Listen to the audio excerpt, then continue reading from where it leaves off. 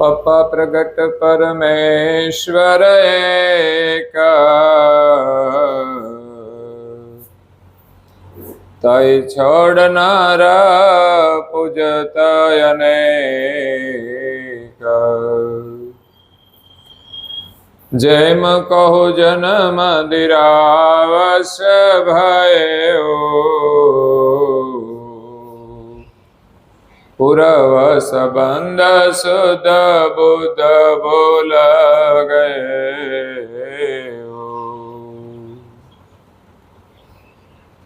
પ્રાય ભક્તજનો, જ્ઞાન સંપ્રદાયના અધ્યક્ષ સ્થાપક, અનંત બ્રહ્માંડાધીશ વિશ્વ નિયંતા, સકર્તા સત્કૈવલના પરમ વિશેષાંશ, અનંત અંશોના તારણહાર, પરમ મોક્ષના દાતા, સર્વજ્ઞ દિવ્ય પરમ ગુરુ શ્રીમદ કરુણાસાગર મહારાજના કૃપા પાત્ર, દ્વિતીય આચાર્ય પૂજ્યપાદ શ્રી નારણદાસજી મહારાજ શ્રી, વિશ્વભરના મનુષ્ય તનુધારી ચૈતન અંશોને સંબોધીને યથાર્થ જ્ઞાનનો ઉપદેશ આપતા સ્વરચિત સિદ્ધાંત ભાવની ગ્રંથને વિશે કહે છે કે પપ્પા પ્રગટ પરમેશ્વર એક, તાઈ છોડ નર પૂજત અનેક. આ વિશ્વના સર્જનહાર એક છે, સબકા માલિક એક. દુનિયા માને તો છે સબકા માલિક એક, પરંતુ એક માલિક કોણ છે એની એમને ખબર નથી. એક માલિક હોવા છતાંય અનેકની પૂજા કરે છે, અને એ પણ બધા પાછા ભગવાન. હા, જુદા જુદા સ્વરૂપમાં, જુદા જુદા સ્થાને એનો આદર અવશ્ય આપણે કરવો જોઈએ, પરંતુ બધાને આપણે સર્જનહાર ના કહી શકીએ. એ ઘરની અંદર ઘણા બધા વડીલો હોય તો આપણાથી જે કોઈ મોટા હોય એનો આપણે આદર કરીએ છીએ, બધાને વંદન કરીએ છીએ, પરંતુ બધાને પિતા કહી શકાય નહીં. તો પિતા એક જ હોય છે. એવી જ રીતે આ સૃષ્ટિના સર્જનહાર એક જ છે, પરંતુ સર્જનહાર એ જ્ઞાતિની અંદર વેચાઈ ગયા છે. જે કોઈ જ્ઞાતિમાં મહાપુરુષ થયા એ એમને સર્જનહાર માને છે. એટલે આ જગતની અંદર અલગ અલગ દેશના અલગ અલગ ભગવાન હોય, અલગ અલગ જાતિના અલગ અલગ ભગવાન હોય, એમ અનેક ભગવાનની અંદર આ જગત વહેંચાઈ ગયું છે. એટલું જ નહીં, પરંતુ એ અંદરો અંદર ઝઘડા પણ કરે છે. કોઈ કે મારા ભગવાન સાચા, તો જે જેને માને છે એના માટે એના ભગવાન સાચા છે, પરંતુ સમસ્ત વિશ્વના સર્જનહાર એક છે એને દુનિયા જાણતી જ નથી, એટલે જ અનેકમાં વેચાઈ ગઈ છે. એની પાછળનું કારણ અહીંયા નારણદાસજી મહારાજ શ્રી બતાવે છે. આમ તો બીજા એક અંગની અંદર પણ કહે છે કે ભૂલ પડી સબ અંશ કો કુન મમ કુન કરતાર, કહે નારણ તેહી કારણ, આયે શ્રી કુબેર અવતાર. પરમ ગુરુ શ્રીમદ કુબેર સ્વામીનું આગમન આ વિશ્વની અંદર સર્જનહારના જે બધા અંશો છે એ પોતાને ભૂલી ગયા છે. જો આપણને ખબર હોય કે આપણે કોણ છીએ તો આપણા સર્જનહાર કોણ છે એની પણ ખબર પડે. પરંતુ આ તો પોતાની જાણ વિના જ આ જગતની અંદર અનેક સર્જનહારનું સ્થાપન કરેલું છે. જો પોતાનું જ્ઞાન થઈ જાય તો આપણા સર્જનહાર કોણ છે એ નક્કી થઈ જાય છે. અને આ વિશ્વની અંદર જેટલા પણ અંશો છે, મૃત્યુલોકની અંદર વિચરણ કરતા સામાન્ય અંશો અને બ્રહ્માંડની અંદર દૈવી ધામોમાં નિવાસ કરતા વિશેષ ગતિના અંશો, એ તમામ અંશોના સર્જનહાર અંશી એક જ છે. આપણે બધા એક જ સર્જનહારની સજાતિના છીએ. એ સર્જનહાર ક્યારે જન્મ લેતા નથી અને મરતા પણ નથી. પણ દુનિયા પોતાને ભૂલી ગઈ છે અને પોતાને એમ માને છે કે હું જન્મું છું અને હું મરું છું. તો એના ભગવાન પણ એવા સ્થાપન કરી દીધા. ભગવાનની પરિભાષા કોઈ પરચા આપે, કોઈ ચમત્કાર આપે, કોઈ થોડું તપ કરે, એ બધાને ભગવાનનો દરજ્જો આપી દે છે. જેમાં જગતની અંદર જગતગુરુઓ પણ બહુ થઈ ગયા. હકીકતમાં જગતગુરુ એક જ છે, પરમ ગુરુ શ્રીમદ કરુણાસાગર મહારાજ. પણ દરેકનું પોતાનું એક જગત હોય છે, એમના એક ગુરુ છે. એટલે એ પરંપરાઓ સાથે આપણે કોઈ લેવા દેવા નથી. એવી રીતે આ જગતની અંદર ભગવાનની અનેક સ્થાપનાઓ થઈ ગઈ છે.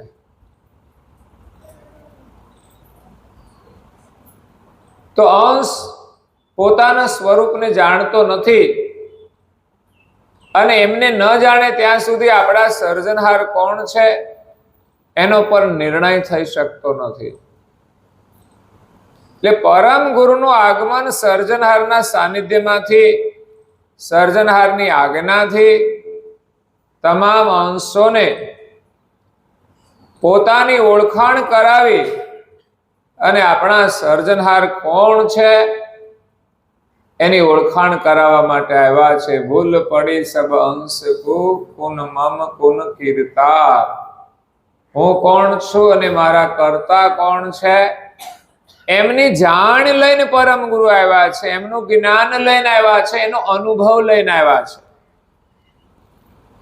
દુનિયામાં બધા વાતો કરે છે પણ એનો અનુભવ એમની પાસે નથી. અગર તો સંસારમાં જે કોઈએ સર્જનહારનું સ્થાપન કર્યું છે એ પોતાના અનુભવ પ્રમાણે કર્યું છે, પોતાની સમજણ પ્રમાણે કર્યું છે. એટલે આ જગતની અંદર અનેક ઈશ્વરની સ્થાપના થઈ છે. હકીકત એવી છે કે આ જગતની રચના જગત કરતા એ કરી છે, એ સર્જનહાર એક જ છે, પણ એનું સંચાલન કરવા માટે અનેક દેવોનું સર્જન કર્યું છે.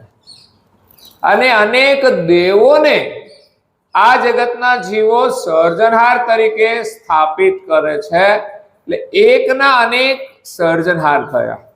અનેક દેવો છે તો દેવોને સર્જનહાર માને છે, એટલે ભિન્ન ભિન્ન સર્જનહાર થયા. અને ત્યાર પછી આ જગતની અંદર મહાન ઋષિમુનિઓ થયા, સંતો થયા. એની પણ મહાન ગતિ હતી એટલે એમણે સર્જનહાર તરીકે સ્થાપિત કર્યા છે. જે કોઈ ધર્મગુરુ નવી ધર્મ પરંપરા સ્થાપિત કરે એના આશ્રિતો માટે એ પણ ભગવાન છે. એટલે આ પ્રમાણે અનેક ભગવાનોની માન્યતા ઊભી થઈ ગઈ. જ્યારે સૃષ્ટિની આદ્યમાં વેદો હતા ત્યારે બધા એક જ ઈશ્વર બ્રહ્મને માનતા હતા કે બ્રહ્મ જે છે, પ્રકાશ, જે આપણું જીવન છે, એ એક જ છે. તો બ્રહ્મ એક છે એની માન્યતા હતી. ઋષિમુનિઓ બધા ધ્યાન કરતા હતા બ્રહ્મનું, એની સાથે એકતા કરતા હતા. તો એ ઋષિમુનિઓ મહાન થઈ ગયા. એ અનેક ઈશ્વરવાદના ઝઘડામાં ફસાયા નહીં, પરંતુ ત્યાર પછી આગળ ઘણા બધા ધર્મગુરુઓ થયા, જેણે એક બ્રહ્મની અંદર પણ અનેક ભેદ ઉભા કરી દીધા. એટલે આજે પણ એના મતભેદો ચાલુ જ છે. હવે લડાઈ ઝઘડા જ્યાં સુધી ચાલતા હોય ધર્મમાં, ત્યાં સુધી એને પરમેશ્વરની પ્રાપ્તિ થતી નથી.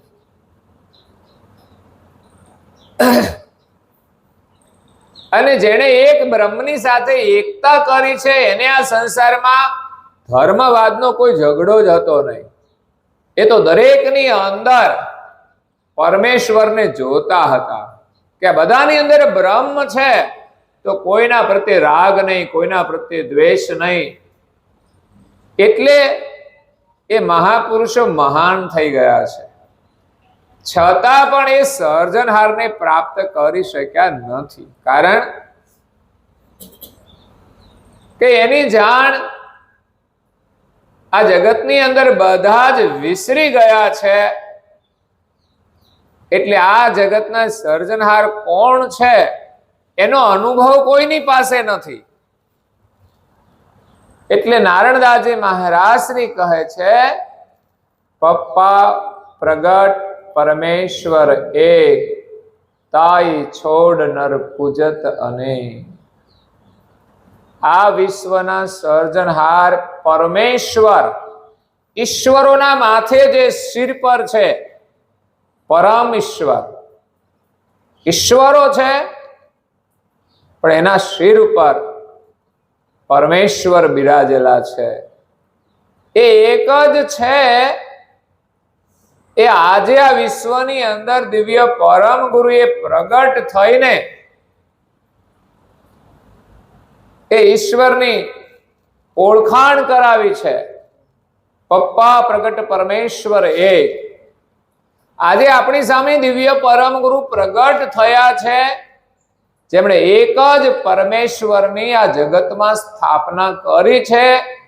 એ પણ પોતાના અનુભવથી કરી છે. જ્યારે દુનિયાની અંદર ધર્મગુરુઓ જ્ઞાન આપે છે, પણ કોઈનું સાંભળેલું હોય છે. અગર તો એમણે જે અનુભવ કર્યો છે એની અંદર સર્જનહારનું સ્થાપન જ નથી. વાસ્તવિક જોવા જાય તો આજ સુધી જે કંઈ ધર્મ પરંપરાઓ ચાલે છે એની અંદર મૂળ સર્જનહારનું કોઈ સ્થાપન જ નથી.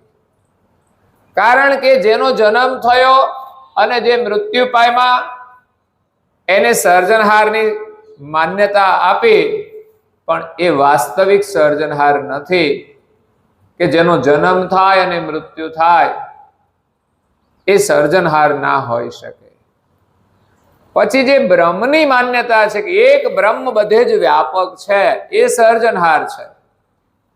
પણ કરુણાસાગર મહારાજ શ્રી કહે છે કે ભાઈ, વેદોમાં પણ કહેવામાં આવ્યું છે કે બ્રહ્મ અકર્તા છે, એનાથી કશું બની શકતું નથી. તો પછી આ જગતને બનાવનારો છે કોણ?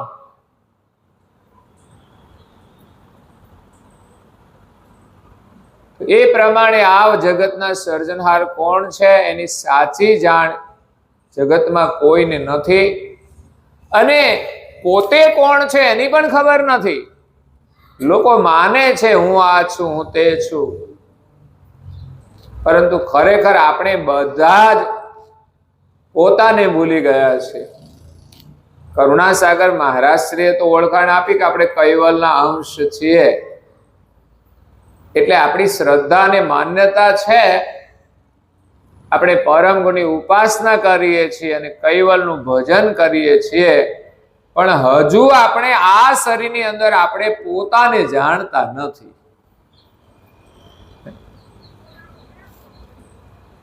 પરંતુ થયું શું કે એક સર્જનહારને છોડી અનેક સર્જનહારની માન્યતામાં જે અંશો છે એ બધા જ પોતાના સ્વરૂપને ભૂલી ગયા છે.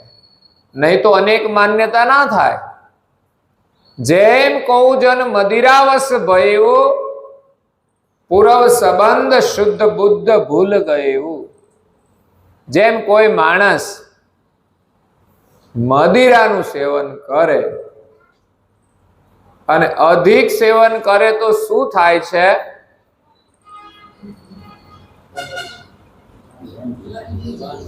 એ પોતાનું ભાન ભૂલી જાય છે કે હું કોણ છું. એ પોતાની જાતને ભૂલી જાય છે. કદાચ રસ્તામાં એના ઘરવાળા સામે મળે ને તો એને શું કહે ખબર છે? બેન, મેં તમને ક્યાંક જોયા છે. પણ પેલી બેન એમ કહે કે એક લાફો મારીશ ને તો ઓળખાણ થઈ જશે.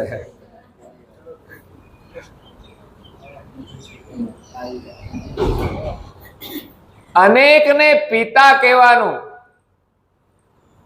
જ્ઞાન એને પોતાનું ભાન નથી હોતું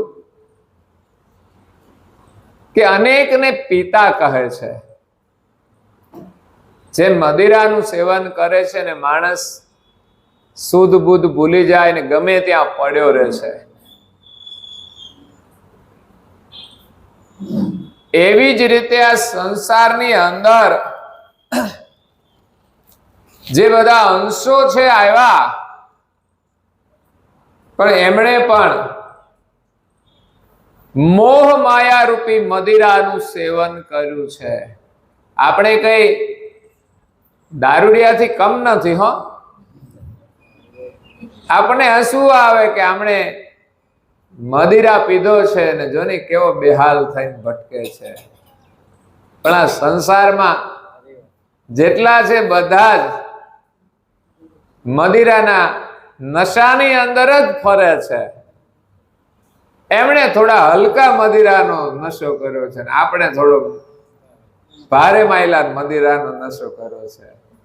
પણ નશામાં તો છીએ, એમાં કોઈ ફરક નથી. એટલે મદિરાનું સેવન કરનાર માણસ એનો જે પૂર્વ સંબંધ હોય એ ભૂલી જાય છે. એ જ્યાં સુધી નશામાં હોય ત્યાં સુધી એને ભાન રહેતું નથી, એને ઓળખાણ રહેતી નથી.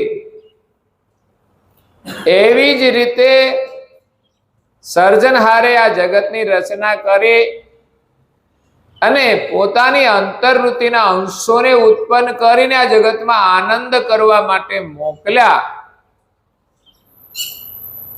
અને બધા જ તનો અસ્મિની અંદર આસક્ત થઈને, શરીર સુખની અંદર આસક્ત થઈને વર્તમાન કરવા લાગ્યા, ત્યારે એને શરીરની અસ્મિ લાગુ પડી કે હું શરીર છું. એટલે પોતે પોતાને ભૂલી ગયા. આ શરીર સુખના નશામાં અંશો પોતાનું ભાન ભૂલી ગયા અને જે વિષયોનું સેવન કરે છે એની એને સ્મૃતિ રહી ગઈ. એટલે ચાહના એ વિષય સુખની કરે છે, એ પોતાનો વિચાર નથી કરતા કે સર્જનહારના સુખની ચાહના નથી કરતા. એટલે તનો અસ્મિ અશક વ્રતત વહેવારા. સર્જનહારે જે અંશોને મોકલ્યા એમને શરીર ધારણ કરીને મોકલ્યા છે. તો શરીર ધારણ કરીને આ જગતની અંદર એ સુખ માણવા લાગ્યા. એટલે શરીર સુખની સ્મૃતિને લઈને એમાં એ આસક્ત થયા. એટલે પોતાના સ્વરૂપની સ્મૃતિ ભૂલી ગયા અને માલિકને પણ ભૂલી ગયા. કુન હું मैं कुन कर तारा और कहां से आया. कुन હું मैं कुन कर तारा. હું ક્યાંથી આવ્યો છું એની આપણને કોઈને ખબર. હું તો એમ કહું છું કે આપણે આ સૃષ્ટિની ઉત્પત્તિ થઈ ત્યારે ક્યાંથી આવ્યા છે એની વાત તો છોડીએ, કેટલાય જન્મ લીધા, પણ અત્યારે જે જન્મ લીધો છે એના આગલા જન્મમાં ક્યાં હતા એની પણ આપણને ખબર. તો આપણે આ જીવન મળ્યું છે ને એ જ્ઞાન અને અનુભવ કરવા માટે મળ્યું છે. એટલે વિશેષ માયાનું ચિંતન છોડી જેટલું જરૂરી હોય એટલું કાર્ય ભગવાનનું નામ લેતા લેતા એની સાક્ષીએ કરવાનું કે આ તો મારી એક જરૂરિયાત માટે કરું છું, પણ એ કામ કરતી વખતે પરમ ગુરુનું સ્મરણ ભૂલાવું ના જોઈએ, સર્જનહારનું સ્મરણ ભૂલાવું ના જોઈએ. આપણા દરેક કાર્યની અંદર આપણે ભગવાન દેખાવા જોઈએ. તમે ઘરમાં રસોઈ બનાવો તો પણ એવા ભાવથી બનાવો કે આ શરીરના માટે આપણે રસોઈ બનાવીએ છીએ તો આ શરીર, આ પરિવારની અંદર જે બધા સભ્યો છે ને આપણે બધા કૈવલના છીએ અને એમની સેવા માટે હું આ કાર્ય કરું છું. હું એટલે કોઈ શરીરના સંબંધથી નહીં, હું પણ કૈવલનો અંશ છું અને ઘરના બધા સભ્યો કૈવલના અંશ છે. અને આ રસોઈ બનાવું છું, હું બનાવનાર કોણ? મૂળ વસ્તુ તો માલિકની બનાવેલી છે.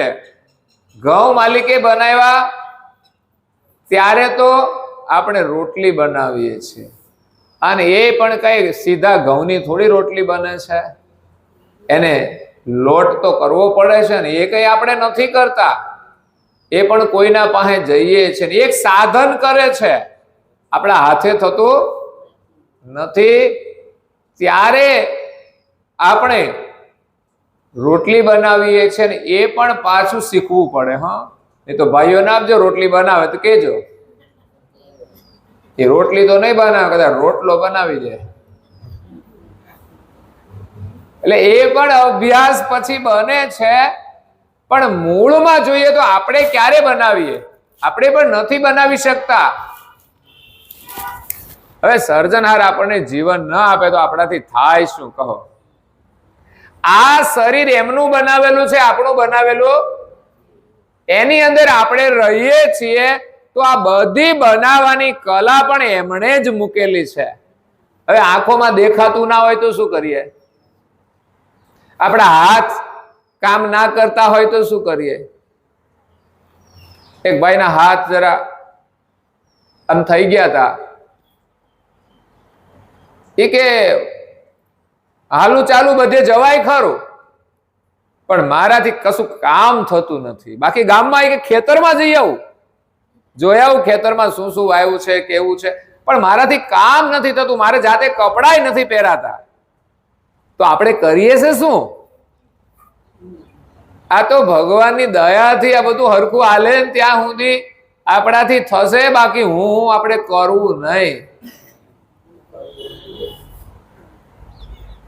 એટલે દરેક કાર્યની અંદર ભગવાનનું સ્મરણ આપણે જોડીને કામ કરવાનું છે, અને આપણે કૈવલના અંશ છીએ એ પ્રકારે જો વર્તમાન કરીએ ને તો આપણને આપણા સ્વરૂપનો અનુભવ થઈ જશે અને માલિકની સાથે એકતા થઈ જશે. એટલે પરમ ગુરુની આપણને માયા લાગવી જોઈએ. જો પરમ ગુરુમાં પ્રીતિ થશે તો એની કૃપાથી આ માયા છૂટશે, નહીં તો માયા છૂટવા વાળી છે. માયા બધાને છોડવી છે, પણ એટલી સહેલી નથી જલ્દી છૂટી જાય. કેટલાય જન્મોની આ લાગેલી માયા છે. એક જગ્યાએ પાણી ટપકતું હોય ને ત્યાં પછી ધીમે ધીમે ક્ષાર થઈ જાય. આપણા બાથરૂમમાં એવું થતું હોય છે. પછી એક ક્ષારને કાઢવો હોય તો જલ્દી જાય નહીં.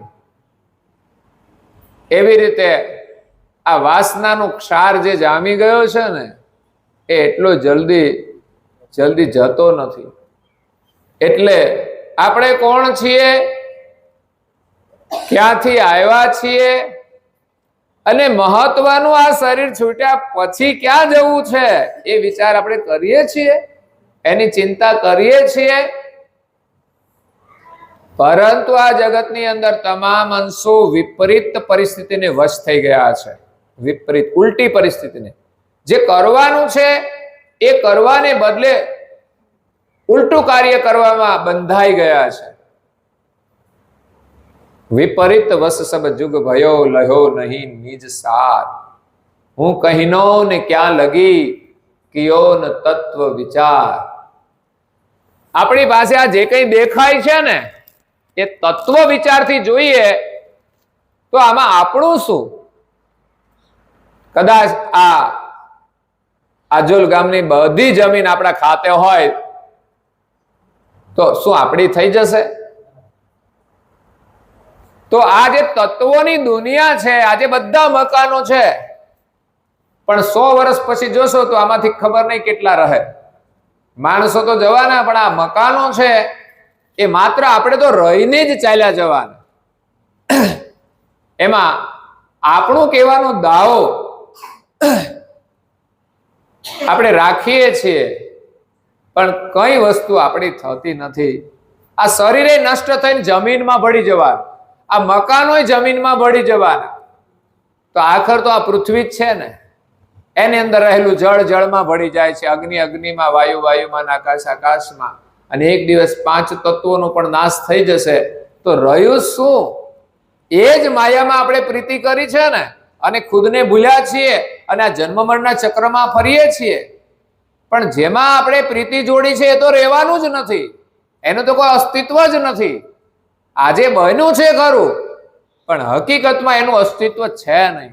આ મંદિર છે ત્યાં સુધી એનો લાભ લઈ લઈએ, પણ આપણને મારા ખાતે કરી દે તો સારું, તો લોકો ખુશ થઈ જાય. લે હવે મંદિર આપણા ખાતે કરીને શું કરવાનું? આપણે જેટલું જોઈએ એટલું મળી જાય ને તો આપણે ખુશ રહેવાનું, ભગવાનનો ઉપકાર માનવાનો અને એનું સ્મરણ કરવાનું કે આ બધું એના વડે ચાલી રહ્યું છે.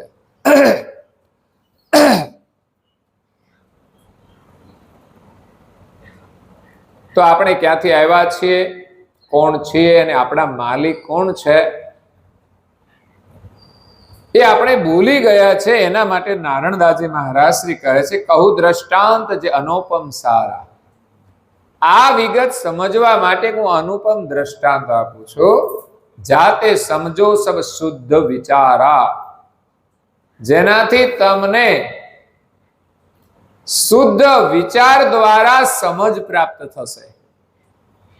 સંસારના વિચારો બધા મલિન હોય છે, જેના કારણે આપણે સત્યને સમજી શકતા નથી, અને આપણે સાચા છે એવો દાવો રાખીને લડાઈ ઝઘડા કરીએ છીએ.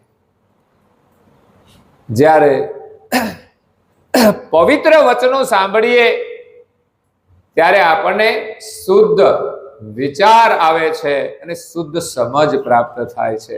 પછી સંસારના કોઈ ઝઘડા રહેતા જ નથી. કોઈ એમ કે આ મારું તો લઈને જાતું ફર, કારણ કે જેને મારું આપણે કહીએ છીએ અને માનીએ છીએ એ જ આપણું બંધન છે. એ જ આપણને આ માયાની અંદર ફસાવે છે. ફરી કૂતરા કાગડા બિલાડાની અંદર લઈ જાય, મારું મારું કરે ને ત્યારે.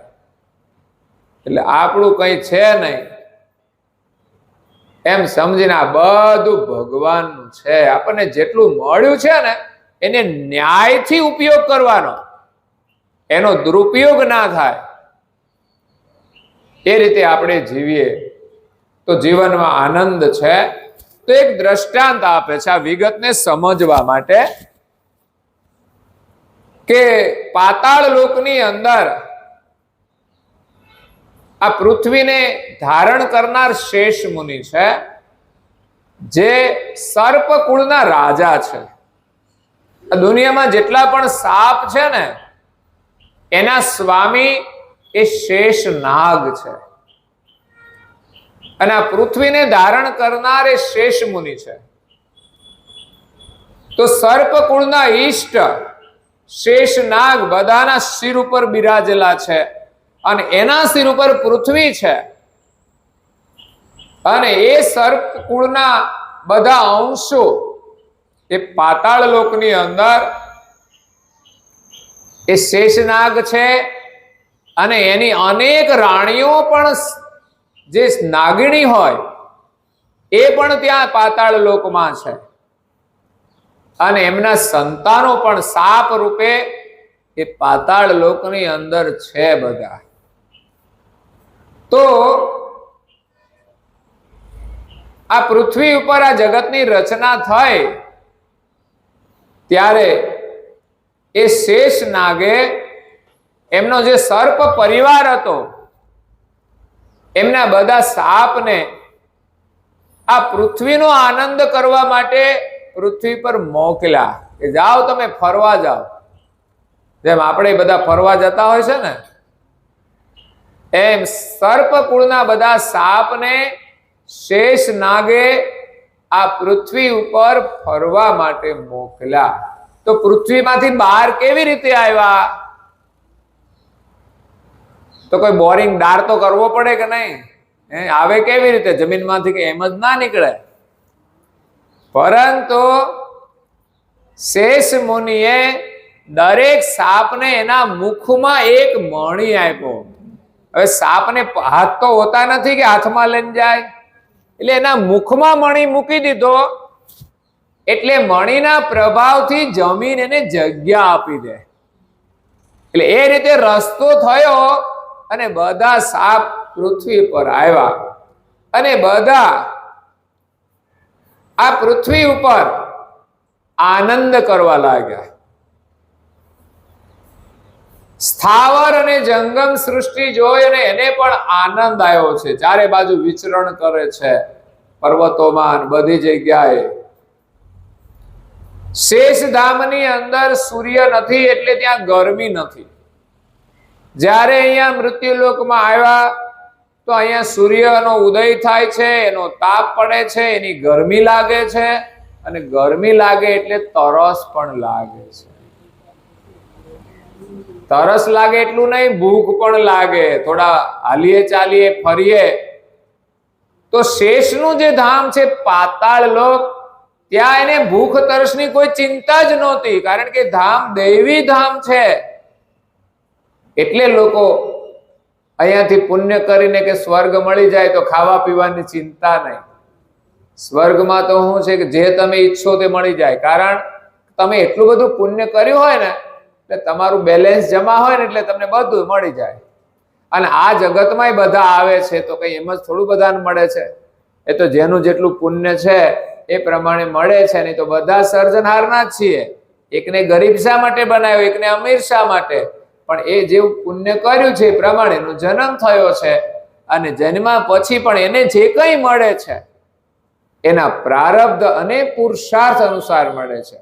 જો પુરુષાર્થ ન કરે ને તો પણ એના પ્રારબ્ધનો ઉદય થતો નથી.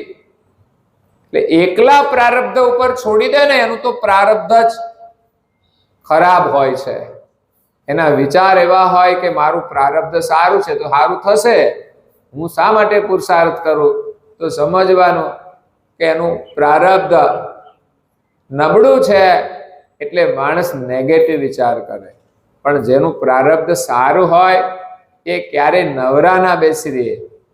એ કંઈક ને કંઈક વિચાર કરે, કંઈક પુરુષાર્થ કરે એટલે સુખી થાય છે. પણ ઘણીવાર માણસ મહેનત કરવા છતાંય નથી સુખી થતા, તો સમજવાનું એનું પ્રારબ્ધ થોડું નબળું છે. એને આપણે સ્વીકારવું પડે અને આપણે જો સુખી થવું હોય તો આ જન્મમાં જે પરિસ્થિતિ હોય એમાં આપણે સારા કામ કરીશું ને તો આપણે સુખી થઈશું. ભલે એકદમ કોઈ ધનવાન ના થઈ જાય પણ સારું કામ કરવાથી માણસને પ્રસન્નતા મળે છે, સુખ મળે છે. તો પહેલું સુખ તો એ જ છે સારું કર્મ કરવાનું. અને સારું કર્મ કર્યું હોય એટલે એનો સમય થાય એટલે એનું સારું ફળ અવશ્ય મળે જ છે. અને એમાં જેને વિશ્વાસ છે એ જ લોકો સારું કામ કરે છે. બાકી આ દુનિયામાં સુખી થવા માટે કેટલાય લોકો પ્રપંચ કરે છે. એ વિચારતા નથી કે આ કર્મનું ફળ મારે ભોગવવું પડશે. બસ અત્યારે ગમે તેમ કરીને મેળવી લો અને સુખી થઈ જાઓ. પરંતુ જેની પાસે સારા વિચાર નથી, સારા કર્મ નથી, એ માણસ કદાચ એને ખોટા કામ કરવાથી સંપત્તિ મળી જશે, એ કોઈ દાદાગીરી પણ કરી શકે છે. કેટલાય અત્યાચારી શાસકો આ દેશ ઉપર આવ્યા, જુલમ કરી ગયા, પણ એ કરવાથી એ કઈ સુખી નથી થયા. અંતે એનું પતન જ થયું છે. અને આજે વિચાર કરીએ ને તો આપણે જાણતા નથી, પણ જો આપણે જાણવામાં આવે ને તો ખબર પડે કે આ જે અત્યાચાર કર્યો છે એનો બદલો એને અવશ્ય અનેક ગણો આપવો પડે છે.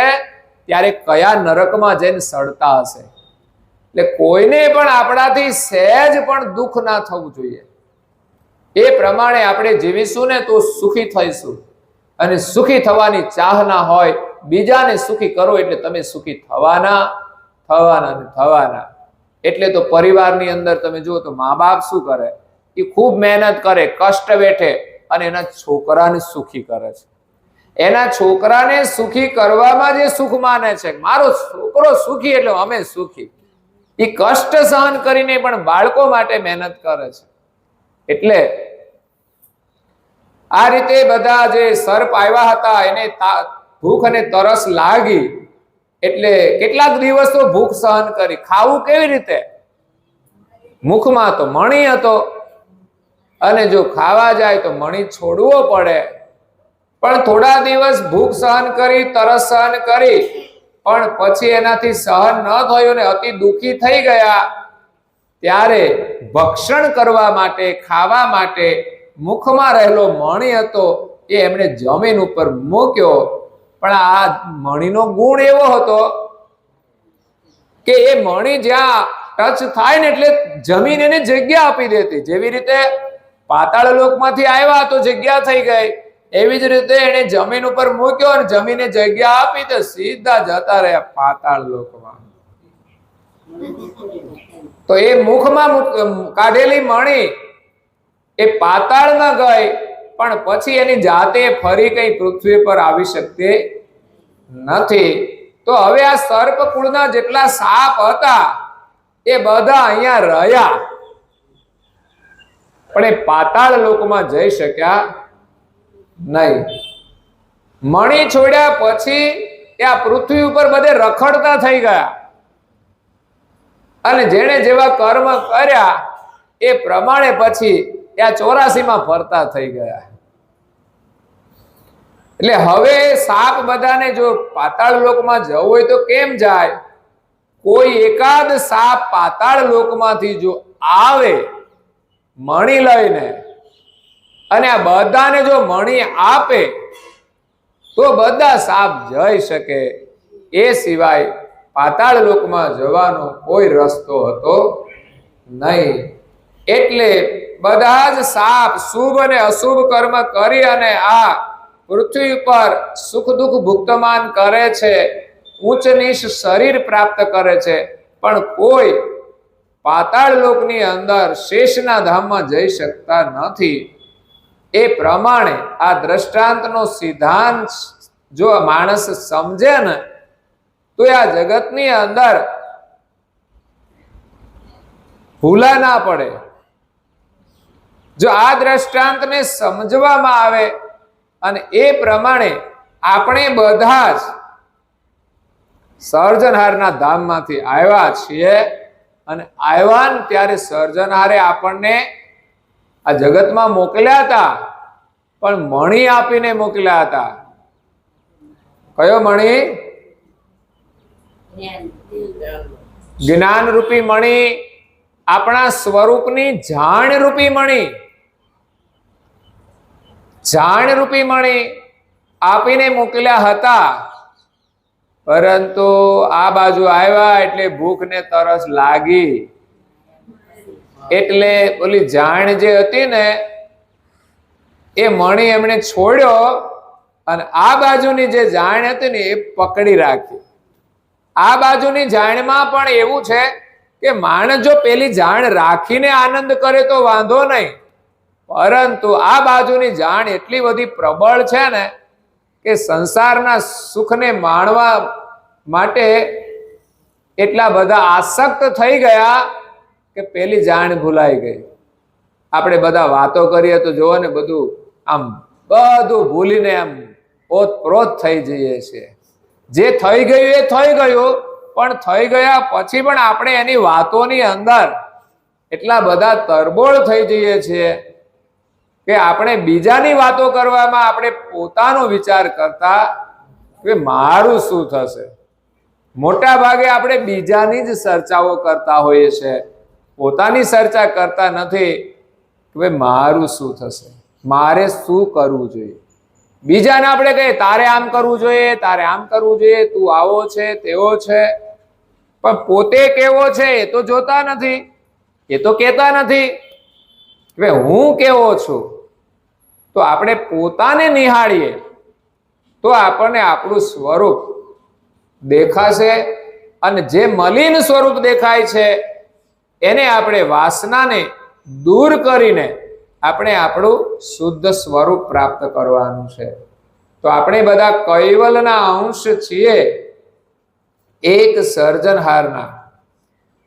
તો એ ભૂલ આપણી જો આ જ્ઞાનની સમજ ધારણ કરીએ ને તો દૂર થઈ જાય, અને આપણી ઓળખાણ થઈ જાય કે આપણે બધા કૈવલના અંશ છીએ. અને એની ઓળખાણ આપણને કોણે આપી? તો કે પરમ ગુરુ લઈને આવ્યા છે. જેમ પાતાળ લોકમાંથી એક સાપ મણી લઈને આવે ને બધાને આપે, એવી જ રીતે કરુણાસાગર મહારાજ કર્તાના સાનિધ્યમાંથી જાણ જ્ઞાન રૂપી મણી લઈને આવ્યા છે કે આપણે બધા કૈવલના અંશ છીએ, અને આપણા સર્જનહાર બધાના એક જ છે. તો આપણે બધા એક પરિવારના થયા, તો પછી આપણે મારું તારું શું કરવાનું? બધું આપણું છે. અને લડવાનું શા માટે કોઈના સાથે? કોઈ આપણી પાસેથી કોઈ ચીજ વસ્તુ લઈ જશે તો એના અધિકારનું નહીં હોય ને તો એ ભોગવી નહીં શકે, અને આપણા અધિકારનું હશે ને તો આપણને મળી જશે. તો એની માટે લડવું ના જોઈએ. હું કહું પાડોશી જોડે લડાઈ થાય, પણ ઘરમાં શા માટે લડવાનું? અત્યારે તો ઘરમાં લડાઈઓ ચાલે છે. એ જ આ બધી માયાની લડાઈ છે, મારા તારાની લડાઈ છે. એ છોડીને આપણે બધા પ્રેમથી રહીએ. અને આ માનવ જીવન મળ્યું છે પરમેશ્વરને પામવા માટે, પોતાને સાચા સ્વરૂપમાં ઓળખવા માટે. એના માટે આપણે પરમ ગુરુની ભક્તિ કરવાની છે, એની પ્રાર્થના કરવાની છે, એમના વચનોનું રસપાન કરવાનું છે. તો એમાં આપણે પ્રીતિ રાખી અને આપણે સુખી થવાનું છે. આપણે ભૌતિક વ્યવસ્થા જોઈને પોતાની જાતને દુઃખી નહીં માનવી જોઈએ. દુઃખી તો જેની પાસે જ્ઞાન નથી અને સમજ નથી, આ દુનિયામાં બધા જ દુઃખી છે. આપણી પાસે પરમ ગુરુનું શ્રેષ્ઠ જ્ઞાન મળ્યું છે, તો આપણે ગૌરવપૂર્વક આ જગતની અંદર વિચરણ કરીએ, અને બધું કામ મૂકીને ચાલો મારે તો મંદિરે પેલા દર્શન કરવા જવું છે, એના આશીર્વાદથી જ મને તો સુખ મળે છે. પછી કામ કરવાનું હોય છે, બસ એ કામ મહત્વનું કામ એક પહેલું થઈ જાય. આપણા ગામમાં મંદિર હોય અને આપણાથી ચલાય, કારણ કે આજે ઉંમરવાળાને તકલીફ પણ છે, બધા ચાલી નથી શકતા. એના માટે હવે ઘરેથી દર્શન કરે. ક્યારેક અહીંયા આવ્યા હોય ત્યારે એટલા બધા ભાવ ભરીને દર્શન કરી લ્યો કે તમારાથી ન અવાય તોય તમને ત્યાં બેઠા બેઠા દર્શન થાય. ઘણીવાર ઘણાને જેમાં પ્રીતિ થઈ જાય ને, સુંદર કઈ વસ્તુ હોય, વ્યક્તિ હોય, પછી એને એકવાર જોઈ લે ને અને એના મોહમાં જો પડી જાય તો પછી એને ભૂલતો જ નથી. એવી જ રીતે આપણે પરમ ગુરુના એવા દર્શન કરી લઈએ કે આપણા ઘરે બેઠા આપણને પરમ ગુરુ યાદ આવે. તો એવી રીતે આપણે પરિવાર સાથે રહી અને સુખી થવાનું છે. અને આપણા બાળકોને પણ વારસામાં આ જ મૂડી આપવાની છે. એને એટલો બધો આપણે પ્રેમ આપીએ કે જેથી બાળકો આપણી વાત સ્વીકારે. જેમ પરમ ગુરુની વાત આપણે સ્વીકારીએ છીએ, એમ આપણી કંઈક વાત આપણા બાળકો સ્વીકારે અને પરમ ગુરુની આજ્ઞા પાડે, તો જ એ બાળકો સુખી થશે અને એનું જીવન સફળ થશે. એટલે આજોલની અંદર આમ તો વર્ષે આવવાનું થયું, કે ગયા વર્ષે આવ્યા હતા, એટલે અમે તો અમારી રીતે આવતા રહેશું. પણ તમે અહીંયા તમારી રીતે બધું કરતા રહેજો. અવાય તો આવજો, પણ ન અવાય તો આજે પરમ ગુરુએ અને પૂજ્ય શ્રી નારાયણદાસજી મહારાજશ્રીએ જે વાત આપણને કહી છે એ આપણે કરતા રહીએ તો એકબીજાને મળવાનો જે આનંદ છે એ ખરેખર આપણને કાયમ મળતો રહેશે. આપણે સાથે જ છીએ, કારણ કે વિશ્વ તો એક જ છે, એક જ ઘરમાં રહીએ છીએ, તો બધા તો એક જગ્યાએ હમાય નહીં, એટલે જુદી જુદી જગ્યાએ ભલે રહીએ છીએ, પણ સમયાંતરે ભગવાન આપણને એક કરે છે. એટલે અહીંયાથી આપણે જુદા જુદા જગ્યાએ રહીને પરમ ગુરુનું સ્મરણ કરી અને આપણા ઘરે જવાનું છે. બધા ત્યાં ભેગા થઈશું પાછા, જેમ આજોલમાં ભેગા થઈએ ને એવી રીતે કૈવલ ધામમાં પછી જુદા ના પડવું પડે. તો બધાને ભેગા રહેવાનું એ સ્થાન છે.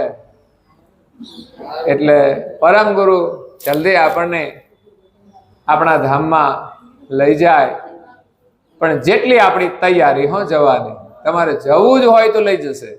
એ લેવા માટે જ સ્પેશિયલ આવ્યા છે, વિઝા આપવા માટે આવ્યા છે. બોલો, વિઝા મળી જાય પછી તો કઈ અઘરું નહીં ને. હા, વિઝા મળી જાય અને ટિકિટના પૈસા જોઈએ પાછા. એટલે પરમ ગુરુના વિઝા અને આપણી ભક્તિનું બેલેન્સ, જે ટિકિટ માટે ભજન, પરમ ગુરુએ તો જેને જેને દીક્ષા આપીને સમજવાનું એના વિઝા થઈ ગયા. પરંતુ આપણું ભજન જોઈશે, ટિકિટના પૈસા પરમ ગુરુ નહીં આપે. એ તો તમારે કે કઈ ઓલા વિઝા ઓફિસ વાળા એમ કે લ્યો પૈસા થોડા તમે જઈ આવો.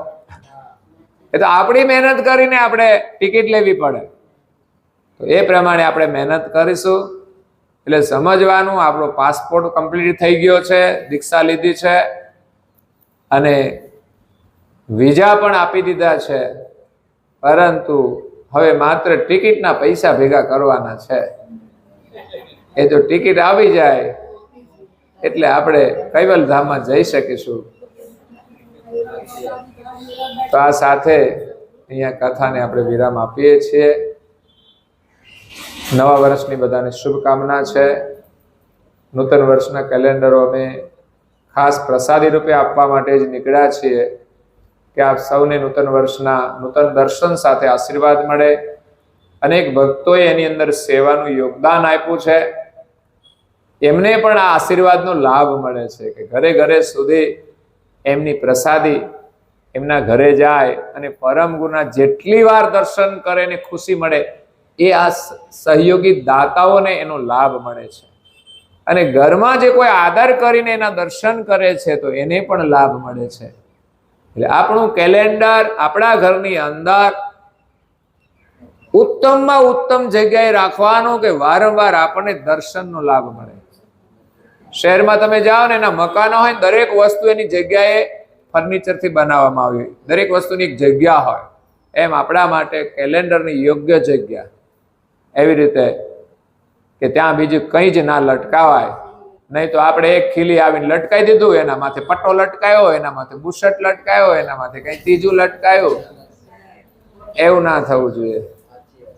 એટલે પરમ ગુરુ એનું જે સ્થાન છે એના ઉપર કશું નહીં લટકાવાનું. અને એવી જગ્યા પસંદ કરીએ કે આપણે બેઠા હોઈએ તો દર્શન થાય, ઘરમાં આવીએ તો જઈએ તો વારંવાર આપણી દ્રષ્ટિ પડે.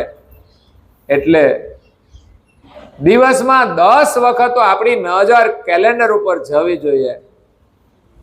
મારી તો મંદિરમાં હોવ ત્યાં કેલેન્ડર હોય તો દિવસમાં 10 વાર નહીં વધારે વાર એમના દર્શનનો લાભ મળે. અને દર્શન પણ આપણને આશીર્વાદ આપે છે. પરમ ગુરુનું ધ્યાન સ્વરૂપ છે, આપણને સતત પ્રેરણા આપે કે આપણે ધ્યાન કરવું જોઈએ. પરમ ગુરુની આજ્ઞા છે, કપાળમાં તિલક કરવું જોઈએ, પરમ ગુરુનું પૂજન કરવું જોઈએ, એની ઉપાસના પ્રાર્થના કરવી જોઈએ. અને પરમ ગુરુના ગ્રંથો એ જ આપણો જ્ઞાનનો ખજાનો છે, એ જ આપણું ધન છે. એટલે રોજ આપણે એકલા હોઈએ તો એકલા ઘરમાં પણ 2 પાના 15 મિનિટ વાંચીએ, જેટલી સમજણ પડે એટલું. પણ તમે વાંચવાનો પુરુષાર્થ કરશો, સમજણ આપવાની જવાબદારી એની બની જશે. આપણે વાંચન કરીએ, પુરુષાર્થ કરીએ, કથા સાંભળીએ, સમજણ એ આપશે. ગતિ એ આપશે. આપણે તો વિશ્વાસ રાખવાનો છે. એટલે મહેનત કરીશું, એનું પરિણામ આપણને મળશે. આજે તમે અહીંયા આવ્યા, આ લાભ લીધો છે, એનું ફળ પણ આપણને અનેક ગણું મળશે. એમ જ સમજવાનું કે આજે તો આપણને લોટરીની ટિકિટ લાગી ગઈ છે. ત્યાં તો મહિનાનો પગાર હાથમાં આવે ને અને ખુશી થાય. દર મહિને આવતો હોય પણ હાથમાં જે દિવસે પૈસા આવે ને તે દિવસે ખુશી થાય. બીજા દિવસે જે કંઈ આપણે ખર્ચ કરવો હોય, વાપરવું હોય તે વાપરી શકીએ. એમ આપણા માટે આ બધા લાભ છે. આપણી જાતે પણ આપણે ઘણો લાભ લઈ શકીએ છીએ. તો અવશ્ય આપણે લઈએ અને પરિવારને પણ આપીએ ખાસ. તો આ સાથે અહીંયા મારી વાણીને વિરામ આપું છું. અંતમાં કરુણાસાગર મંદિરથી અમે રણમુક્ત ભજનાવલીની પુસ્તિકા છપાવીએ છીએ. એમાં ઘણા બધા દાતાઓએ સહયોગ આપ્યો છે અને એના નામો અંદર મૂક્યા છે. અને એથી વિશેષ એક કાર્ય કરુણાસાગર મંદિર જેમ અહીંયા તમે નિર્માણ કર્યું છે આજોલની અંદર, એમ અમારા જેઠોલીમાં છે મારું રહેવાનું સ્થાન. પરંતુ પરમગુની પ્રેરણાથી સૌરાષ્ટ્રની અંદર જે મારી જન્મભૂમિ છે ત્યાં એક સુંદર સ્થાનનું નિર્માણ કરી રહ્યા છે. એ મંદિરનું કામ 35% થઈ ગયું છે, લગભગ 65% કામ બાકી છે. તો એમાં પણ યથાશક્તિ આપણે જ્યારે અનુકૂળતા હોય, હજુ 2-3 વર્ષ સુધી કામ ચાલશે. જે દાતાઓએ એમની રકમ લખાવી છે એમાંથી ટુકડે વર્ષે 6 મહિને એમ કરીને એમણે આ મંદિરની અંદર સહયોગ આપ્યો છે. એક જ્ઞાન સંપ્રદાયનું એક વિસ્તારનું એક તીર્થ સ્થાન અમે બનાવી રહ્યા છીએ, જેના દ્વારા પરમ ગુરુનો સંદેશ અન્ય જન સમાજ સુધી પહોંચે. એટલે આની અંદર આપણે જે કાર્યો છે આપણું એના પ્રમાણમાં આપણે સહયોગ આપીએ. બીજું, આપણી ક્ષમતા પ્રમાણે કાર્ય અમારું 3 કરોડનું છે, પણ તમારી ક્ષમતા પ્રમાણે એ કાર્ય અનુસાર, અને ત્રીજું તમારી ભાવના પ્રમાણે. કાર્ય ગમે તેટલું હોય, તમારી પાસે ગમે તેટલા હોય, પણ તમારી જે ભાવના હોય એ પ્રમાણે તમે સેવા આપીને પરમ ગુરુના યત કિંચિત આશીર્વાદ લેશો. આપણે વિશ્વાસ રાખીએ છીએ કે પરમ ગુરુની સેવામાં અર્પણ કરેલું ધન આપણું વ્યર્થ નહીં જાય. એમનું છે ને એમના શરણમાં મૂક્યું છે, અને આપણે જે કંઈ વાવ્યું છે એનું અનેક ગણું થઈને આપણને સંસ્કારિત થઈને મળશે.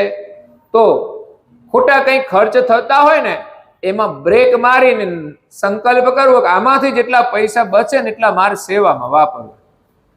કારણ કે આજે સંપત્તિની બધાને બહુ જરૂર છે, મોંઘવારી હોય, પરંતુ નડે છે થોડા ખોટા ખર્ચાઓ. એનો જો બચાવ કરીએ ને તો આપણે સારા ધર્મના કાર્યો કરી શકીએ અને એનાથી આપણને સંસ્કારનો લાભ થાય છે. જ્યારે ખોટા માર્ગે ધન વપરાય છે એનાથી આપણા જીવનમાં કુટેવો પડી જતી હોય છે, કાયમને માટે ખોટા ખર્ચ થતા હોય ને આપણું જીવન પણ બરબાદ થઈ જાય છે. તો એ રીતે આપણા જીવનને સુરક્ષિત કરવા માટે ખોટો ખર્ચ બચાવી અને આપણે સારા કાર્યની અંદર જોડી અને પરમ ગુરુના આશીર્વાદ લઈએ. આ સાથે આપ સૌને સત કેવલ સાહેબ શ્રીમદ કરુણાસાગર મહારાજ કી જય. आद्य सकृत स्वराज करुणेश केवल करता की पूज्य श्री कृष्ण स्वामी महाराज की, पूज्य श्री परम गुरु श्रीमद करुणासागर महाराज की, पूज्य श्री नारायणदास जी महाराज की, पूज्य श्री सब कुबेराचार्य महाराज की, श्री सब संतन की, श्री सब देवन की, श्री ज्ञान संप्रदाय के, श्री गुरुगादि सारसापुरी के, श्री कैवल धाम की जय. कथा सत्संग पूर्णावती का सत केवल साहेब. 3 વાર પગે લાગીશું આપણે.